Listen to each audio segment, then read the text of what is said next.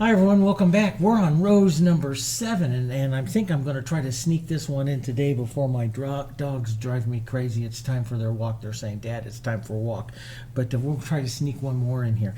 And again, which I forgot to say in rose number 6, again, if you want full color photos of this that you can print off and study all these, go over to our website, JansonArtOnline.com. Jessica, my daughter Jessica, has built a page in there, keeping all the videos there. You can watch them over there as well, and you can download the color photos of each one of these paintings so that you can print it off and have a good idea, something to reference to help you practice. Okay, all right, same type of thing, same kind of gray and stuff that I have here. So I didn't like, got a few sand marks to it, so I'll use this. Well, I'll put some other colors on this. Same thing as I did in video number 1, same kind of board, same colors I've been using here for the last couple of videos: the Hansa yellow, the yellow oxide, burnt sienna, naphtha red light, pine green, the phthalo blue, the cool color of my red violet, black and white. I haven't used black when I put these out. Usually when I get these kind of colors out right here is I stop using black, because it's black. I use black really to make greens and stuff in the first video, and since I have pine green out here, I don't need so much black. And I follow along the lines of what a lot of the contemporary impressionist painters started to get rid of the color black, and so I'm kind of in that same boat. So I'm going to do a kind of a nice soft pink kind of color one, and I'm going to do it on a softer yellow, light yellow background. So I'm going to take some yellow, put a little extender into this white, and my yellow oxide, which is my softer of my yellows. Won't look too soft here right now, but it'll tone down here a bit after I do this. So I'm going to paint something a little bit brighter, a little different here now. And it's good to try all of these different colors and play these different colors, because this is what makes us gives you the variety, especially if you're a professional artist like me. I paint all the time in colors I don't like or don't care for, because that's my job, is to paint that. Now I'll put this. Now, what is our undercolor here? What do we have underneath this? Is our gray, right? So what I'm going to do is take my paper towel, and I'm not going to add any water to it or anything, and I'm just going to start wiping back through this to start to let the gray start showing through. If it dries up on you, it shouldn't, because we had extender in this, but if it starts to dry up on you, you can just add a little water and cut right through it. But that makes a nice soft, see, and it covers up some of those marks and stuff that I had there. It makes a nice soft yellow with a little bit of that gray patina and stuff coming through there. That's kind of nice. You might want to come in, and then if you can paint this on a nice smooth background like this, or you can model it up a bit like this to add a little more interest and movement into your background that I like with contemporary looks. I like to pull the contemporary kind of softness and look into paintings. And what's nice about these 30-minute little videos like this is they just allow you to, like I said before, to try all these different kind of color combinations. Okay, so bye to that 3/4 inch brush now. That gives us room here for a nice pink one. You have 2 types of pinks, which we showed you in the video 3, which we do the nice light warm, and then if you make that from the red violet, boy, it's cool. It is very cool. So you can see very clearly a warm and a cool kind of color. You can take both of them together here and make a beautiful a nice start to a pink. Beautiful pink. Doesn't that pink look kind of nice on this this yellowish background here? And then I'll give us a nice pink rose here. Let's paint more of a bud right up over here to this side, coming up that way, and our rose coming up this way and down like that. That'll be kind of nice. 2 of them kind of pointing up. Usually point them down. We'll point them up there a bit. Let's take our red and our cooler red violet. Okay, we'll make that nice cool. Come down about 1/3 of the way, right about in here. Push on that nice heavy color, and then short stroke. Lift the pressure on the brush so you don't add very much, but it sets in the first movement for the center of the rose. Pick up some more color here. Let's set down the bowl of the rose here. We'll push that into the roundness and see.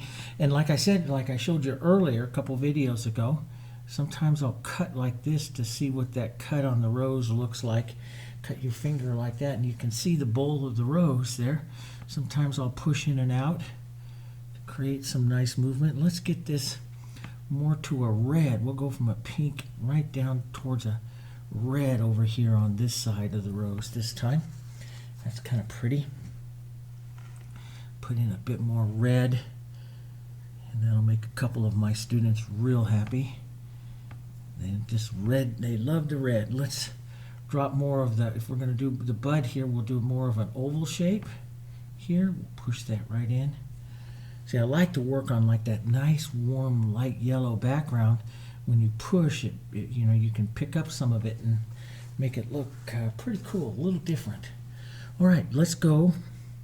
Let's lighten. Now when you lighten, you should warm because light does create the warm colors. So let's lighten and warm our pink up here just a bit.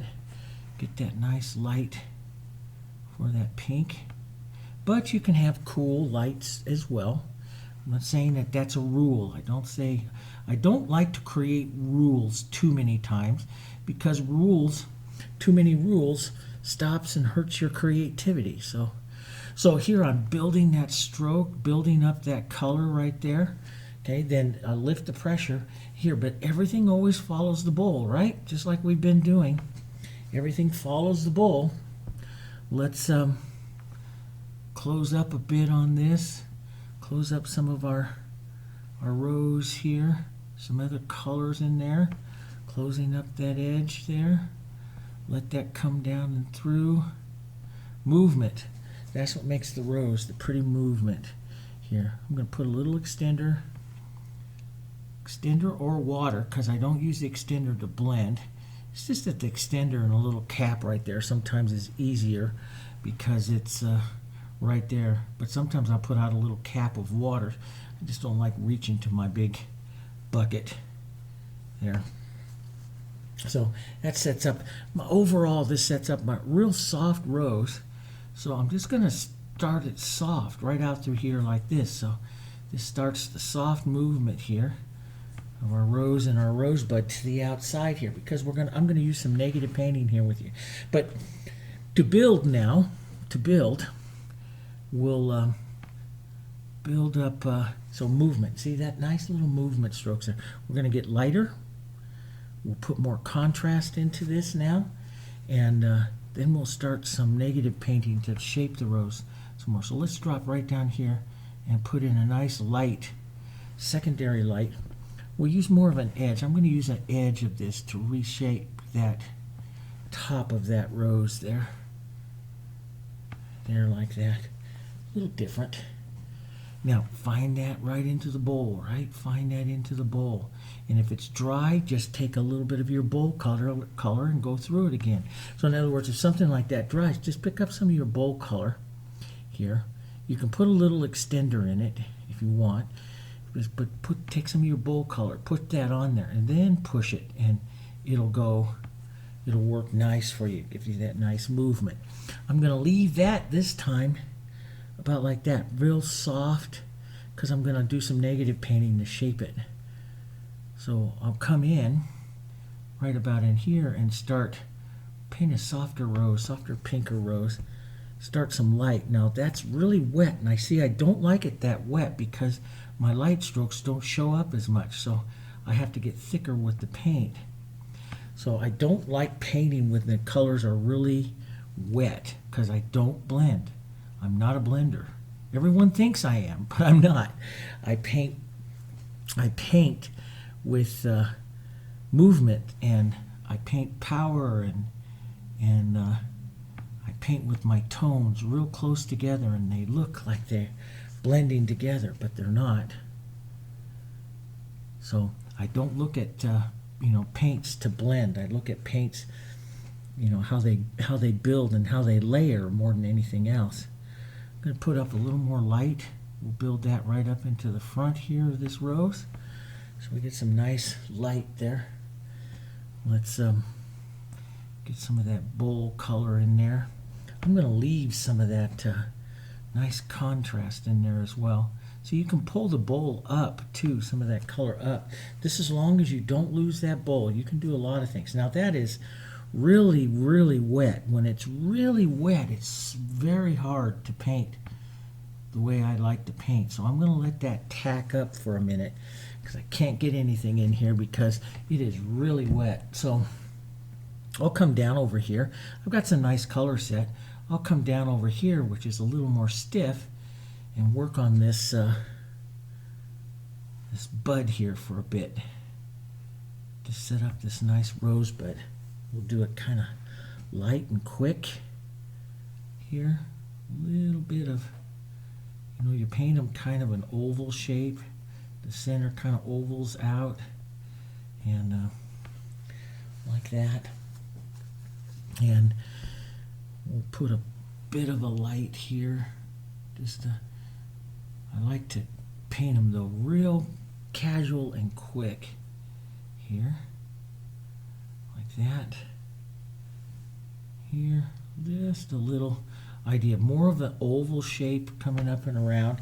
And sometimes when you don't feel like I didn't quite capture the, you know, the real essence of the bud is really makes the bud is the oval center. So I'll come back with like some dark like this and oval up. We'll even pull down this side here, but oval up the rosebud a bit more here like this, and that turns it more into the rosebud, see? And let's just restate that bowl shadow right down here. And that just paints a nice little bowl shadow there, see? A little different. We're even going to leave this kind of spinning out and around like that. Maybe a bit lighter right here. Just leave it like that. That's not too bad. It's a little strokey for like a stroke look to it. But you can do that with your rose as well. Let's take a little bit of that color and restate anything on your rose. Let's drop some of this center down lower on this side, this movement here. And you can see, that just resets some of the look of that rose. It's kind of pretty. It's a little different. Now, that's starting to tack up a little bit, but still not quite there. So I'm going to take some work on my leaves here for just a second. Take a little extender, just because it's there. I usually use water, but it's there. It's nice. I do love the feel, the slippery feel of extender into the paint. It just slides so pretty. And I'm going to use this to kind of come in here and do a little bit of soft negative painting around my rose here. Let's set that, before I go too far, let's set that idea of the stems here like this.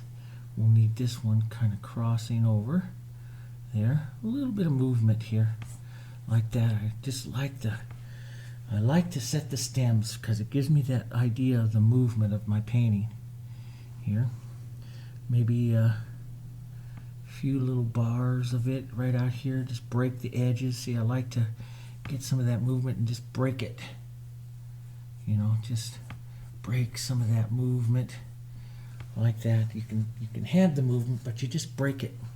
Now let's go just a touch more green here. That's kind of nice. Let's put out a nice little, let's see, it's come out right about in here. A little leaf. It's a little dark here, so I'll let it sit for just a second. We'll end up softening that out. This paint works so well for making the softer leaf colors. That's a better color. And then we just pull. Now let that set for just a second, and I'll pull back down through here like this and push a little bit more than what you've seen me done before. What that's doing is actually blending that color into the back. We can pull that just a bit and see most of that dark disappears, and we set that leaf that you want. So that's why I say don't push too much on something, because you'll lose the color, and see, you lost the color in there. But I wanted to lose the color that time, so it softened that leaf out. But so there are times that you can do it, but as long as you know that you push a lot, you soften it out quite a bit here. Let's turn this.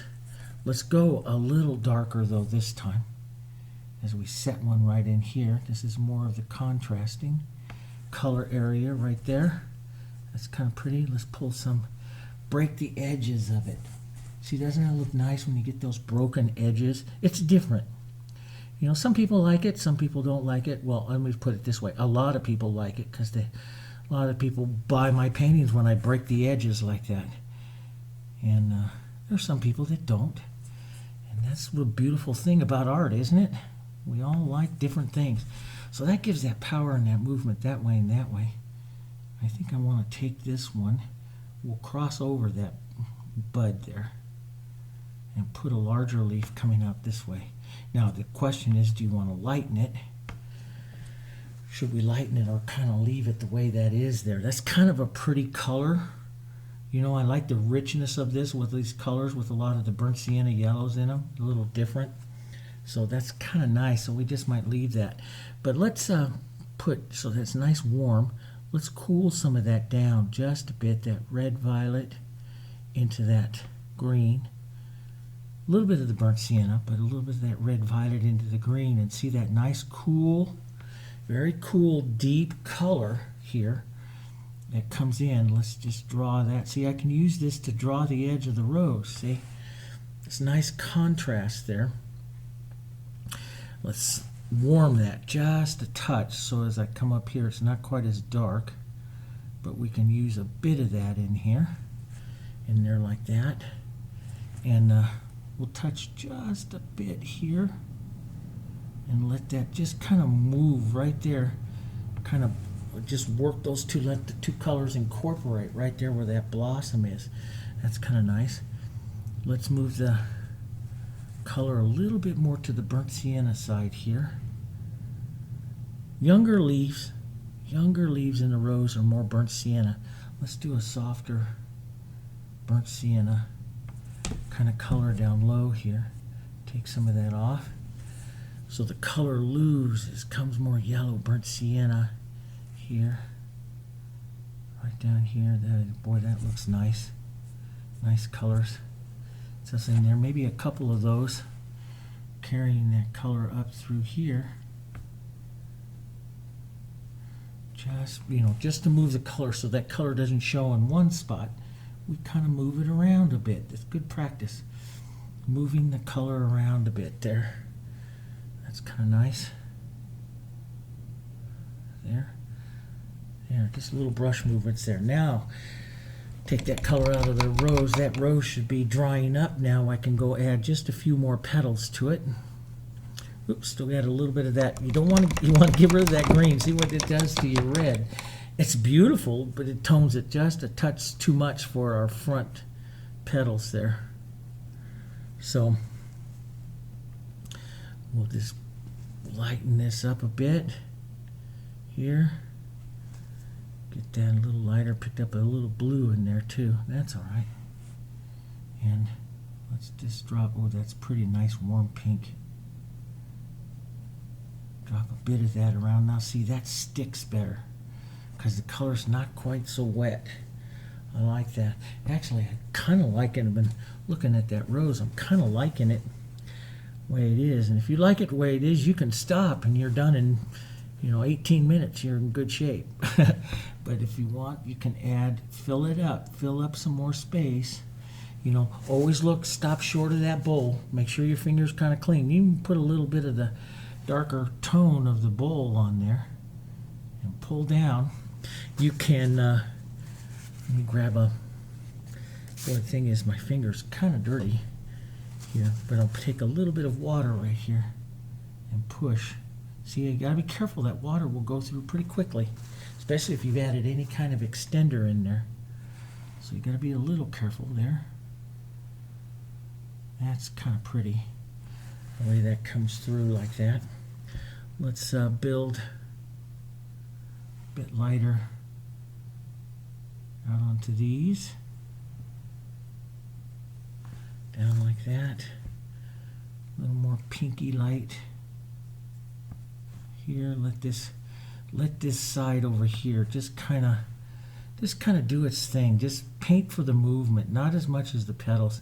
It keeps everything soft, and it makes a different rose. We always want to kind of paint different roses, right? We don't want to always paint the same kind of thing. You know, turn them a little different and stuff. That's what makes them pretty. But let's get just a bit more light right up here in the very front of this one. Here, like that.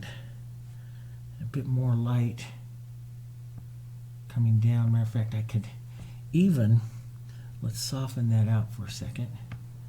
Even get that nice movement into that petal there and come, oop, picked up some more blue. Come right in here with one more light.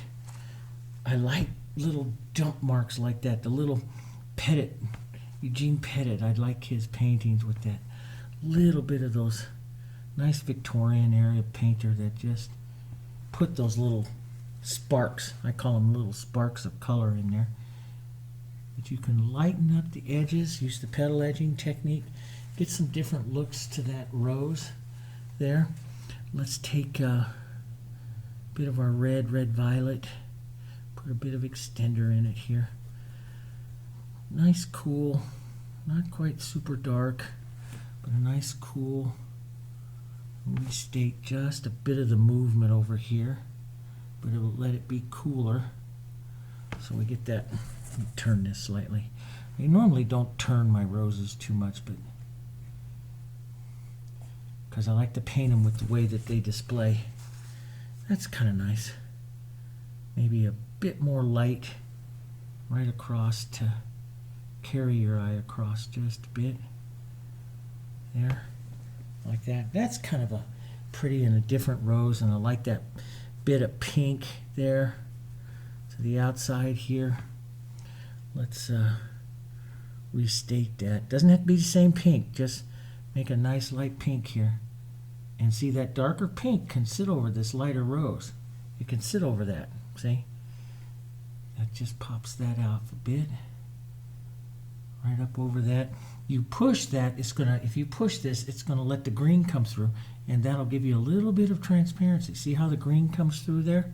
And that gives you a little bit of a transparent edge here. So that's really kind of pretty. Remember that too. Works quite well. Let's just put a nice light little bit of that petal there, and if you push, the green comes through because the green's underneath it, see? And you push and a little green comes through, and it looks kind of neat, a little different. We'll just reset some of this light just a bit here.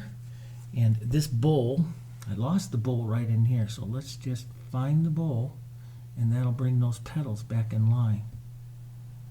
Find the bowl.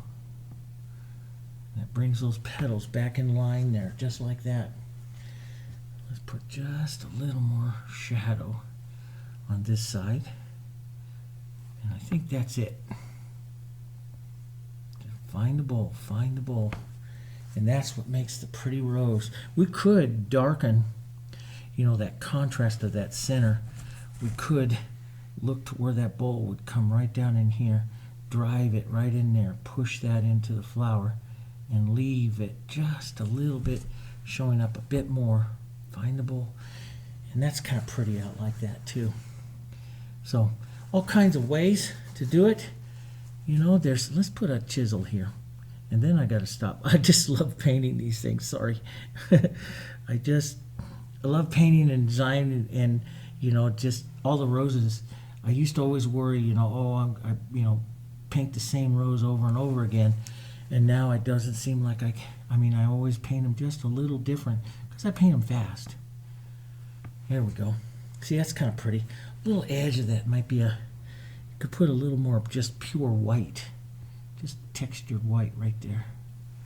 There we go. Yeah, that's kind of nice.